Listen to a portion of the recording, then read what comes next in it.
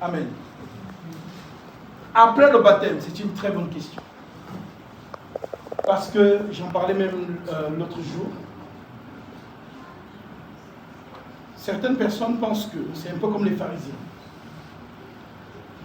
Les pharisiens ne croyaient pas en ce que Jean annonçait. Car Jean annonçait Jésus. Les pharisiens ne croyaient pas. Mais ils ont dit, ah, peut-être ce qu'ils prêchent, c'est peut-être vrai. On ne sait jamais. Allons quand même prendre le baptême. Si c'est chaud, au moins on a pris notre baptême. Alors Jean s'étonne. Jean dit, mais attends, comment je suis en train de baptiser les gens, je vois les gens venir. Mais ce sont les pharisiens. Alors il dit, race de vipères. Qui vous a appris à fuir la colère, à venir? Qui vous a donné le secret? Il était choqué, mais comment ils ont su? Parce qu'entrer dans l'eau du baptême, c'est fuir le déluge. Car le baptême, c'est Jésus dans lequel nous partons, entrer, c'est l'arche. Lorsque nous sommes en Jésus, il n'y a plus de condamnation. Alors, ils ne croient pas en celui qui l'annonce, mais ils viennent prendre leur baptême.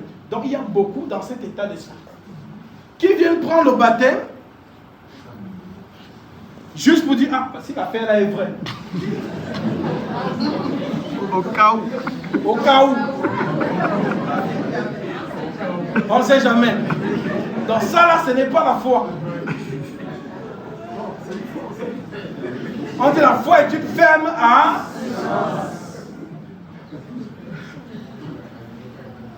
Voilà pourquoi, oui, je peux vous mettre dans l'eau. Mais la puissance ne se dégage que si tu as réellement... Voilà pourquoi je dis souvent, avant d'introduire, je dis qu'il te soit fait selon ta foi. Nous avons quelqu'un qui a pris, qui a écouté la parole, qui a cru, qui a reçu le baptême, mais qui n'a pas reçu le Saint-Esprit. Simon le magicien. Donc imaginez-vous Philippe devant la scène.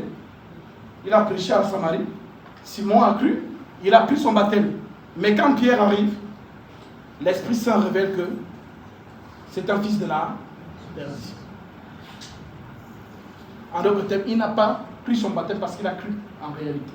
Il a pris son baptême parce qu'il a vu que la puissance de Philippe dépassait ses courriers.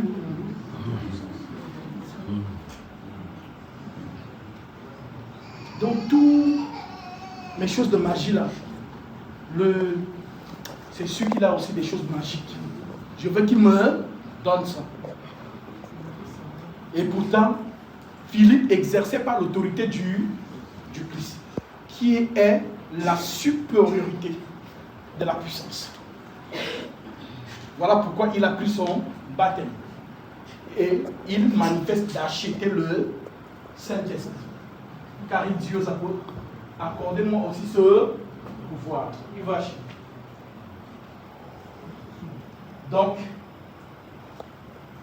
après le baptême, ma soeur, acte 2, 42.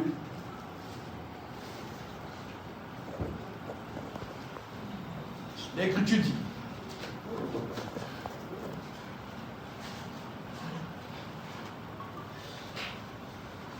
je prends à partir du verset 40. Et par plusieurs autres paroles, il les conjurait et les exhortait, disant, sauvez-vous de cette génération perverse. Ceux qui acceptèrent sa parole furent baptisés. Et en ce jour-là, le nombre des disciples augmenta d'environ 3000 âmes. Ils persévéraient dans l'enseignement des apôtres. Persévérance dans l'enseignement. C'est ce qui alimente aussi votre foi. Dans la communion fraternelle. La communion fraternelle alimente ta foi. Dans la fraction du pain, mangez ensemble. Alimente votre foi. Et dans les prières, priez ensemble. Voilà les 4 manières dont l'Église s'est toujours réunie dans ce modèle-là. Parce que l'enseignement, c'est de l'huile qu'on ajoute dans votre lampe. Voilà pourquoi Jésus nous donne la parabole des vierges sages et des vierges folles. les deux avaient de l'âme et de l'huile dans leur lampe. Sauf qu'à un moment donné, chez les vierges folles, l'huile commence à finir. Et la lampe, la lumière baisse, le feu baisse. Donc, ici en Afrique, dans le temps, on utilisait les lampes tempête. Mais il y a même certains qui utilisent encore aujourd'hui, quand par exemple on coupe le courant. Si tu as ton bidon d'huile, dès qu'on coupe le courant, bah, tu allumes seulement et tu mets le feu. Et tu as la lumière. Maintenant, si l'huile finit dans la réserve, tu ne pourras pas traverser toute la nuit, puisqu'il n'y aura plus l'huile pour ajouter. Et c'est comme ça que la flamme va diminuer jusqu'à s'éteindre. Donc, l'enseignement, c'est de l'huile qui maintient votre flamme allumée. Parce que le rôle de l'ennemi, lui, son défi, c'est d'éteindre votre lampe. C'est ça son défi. Alors, acte 2, 42.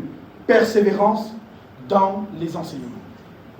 Communion fraternelle, fraction du pain et prière. Voilà comment les premiers qui nous ont précédés dans cette foi, de la manière dont vous êtes assis et assises là. Au temps des apôtres, c'était comme ça. Et ils vivaient même encore, d'autant plus, en communauté. Si la sœur est faible dans la foi, celle qui est forte la soutient. Nous sommes ensemble. Et l'Écriture le dit que ceux qui sont forts dans la foi soutiennent les plus faibles. Mais si toi tu es seul de ton côté, ah oui, ça va. J'ai ma relation personnelle avec Jésus dans ma chambre. C'est le discours qu'on entend beaucoup. Les gens qui ont la relation personnelle avec Jésus dans leur... Jésus n'a de relation personnelle avec qui que ce soit dans sa chambre. Jésus a sa relation avec son Église. Nous sommes les membres du corps de Christ. Actes chapitre 14, verset 26. L'Écriture dit: que faire donc, frères, lorsque vous vous assemblez?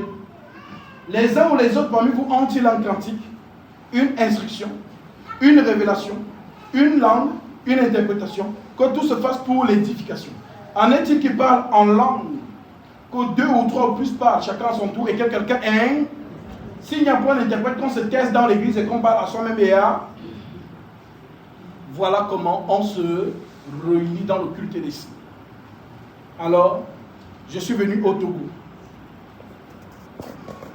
J'ai fini de faire ma mission. Même si je viendrai toujours voir comment ça se passe, comme le faisait Paul en son temps, je vous laisse avec le frère Paul. Alors, de l'engouement que vous avez lorsque je suis venu, parce qu'au temps des apôtres, c'était aussi comme ça. C'est lorsqu'on entend que Paul lui-même arrive, que beaucoup de gens viennent.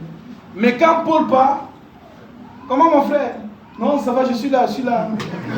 Non, c'est que votre état d'esprit compte. Parce que ce n'est pas l'homme en réalité que vous servez, c'est Jésus-Christ. Moi, je viens comme disciple du... Ils sont beaux les pieds de ceux qui annoncent la paix et le bon nous. Je fais la volonté de mon maître. Ne voyez pas l'homme, voyez le message que je porte. Donc, de la manière dont je parle, vous m'avez accueilli chaleureusement. Vous êtes là avec engouement, avec passion. Restez dans le même état d'esprit. La fréquence dans les réunions des saints. La fréquence dans les communions fraternelles. Dans la fraction du pain, dans les prières, ensemble. Vous allez voir que ça va vous garder. Et vous allez gagner beaucoup d'autres personnes qui vont se joindre à vous. Voilà comment on garde la foi. Je voyage un peu partout dans le monde pour cet évangile. Et je peux vous dire que nous avons commencé petit. Aujourd'hui, nous sommes vraiment nombreux dans le monde entier. Donc, nous sommes là. Ceux qui sont à Paris sont connectés.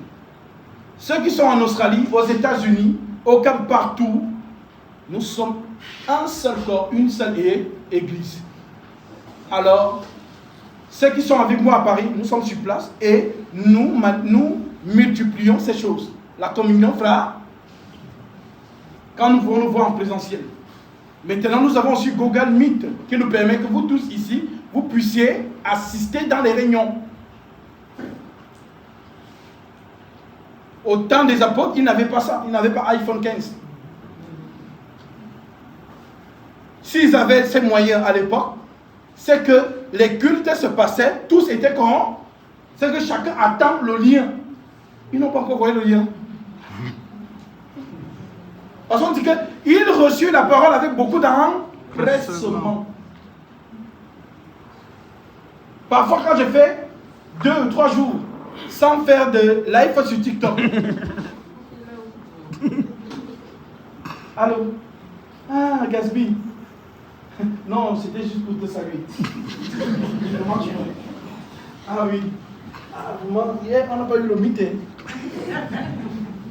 Parce que, oui, certains frères pensent que je suis un robot. Et que je ne me fatigue pas. Mais, j'aime leur attitude. Pourquoi? Parce qu'ils ont soif de la. Heureux ceux qui ont faim et soif de la justice, car ils seront. Les enfants de Dieu ont toujours besoin d'être abreuvés de la parole. Et quand tu es dans cet état d'esprit, je t'assure, ta foi est vive. La mort peut te trouver à tout moment. Certes, nous attendons l'avènement de Jésus. Mais il y a ceux qui attendent aussi comme nous, y compris Paul, lorsqu'il écrit dans 1 Corinthiens 15. Voici, je vous dis un mystère, nous ne mourrons pas tous, mais tous nous serons changés. Nous les vivants qui seront restés, il se met dedans. Nous les... Mais Paul est où aujourd'hui? Lui aussi, il a dit, nous les vivants. Donc il se mettait derrière dans les gens qui vont voir Jésus en venant. Voilà donc pourquoi. Je fais ma mission avec joie, avec zèle, avec passion, avec détermination. Si la mort me trouve, je pars dans la foi. Je travaille pour le Seigneur. Je cours comme pour remporter la course. Alors si vous pouvez être mes imitateurs, soyez-le dans ce sens. Travaillez à votre propre salut. Soyez fervents, servez l'Église. Car le corps du Christ, c'est le Seigneur. Ta soeur ou ton frère à côté de toi, c'est un membre du corps de Christ. Si on vous appelle sœur et frère, ce n'est pas pour faire genre ou bien. Sœur ou frère, on parle de Jésus. Car il a dit, celui qui met la parole de Dieu en pratique, celui-là est mon, celui-là est ma, celui-là est ma.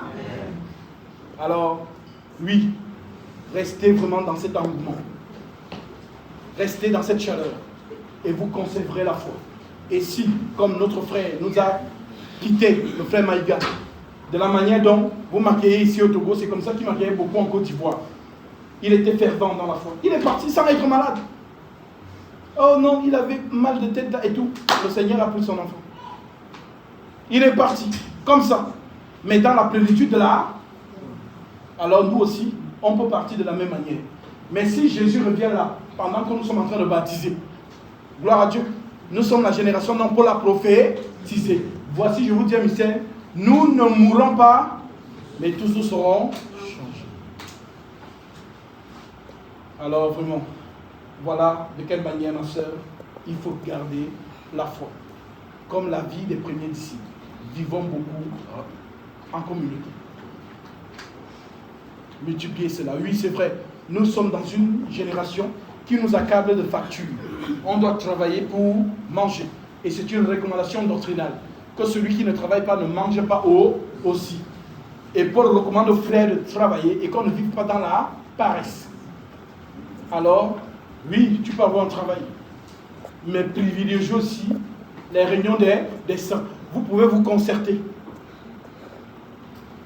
Lorsque, par exemple, on dit, ah, je suis libre aujourd'hui, j'invite des frères et sœurs à manger. Vous réussissez. Si le frère Paul vous appelle à justement une réunion des sœurs, vous vous rassemblez. Vous chantez. Parce qu'on peut se réunir seulement pour chanter. Seulement pour chanter. Car le Seigneur siège au milieu des louanges et des cantiques. Voilà ma soeur. Oui, mon frère.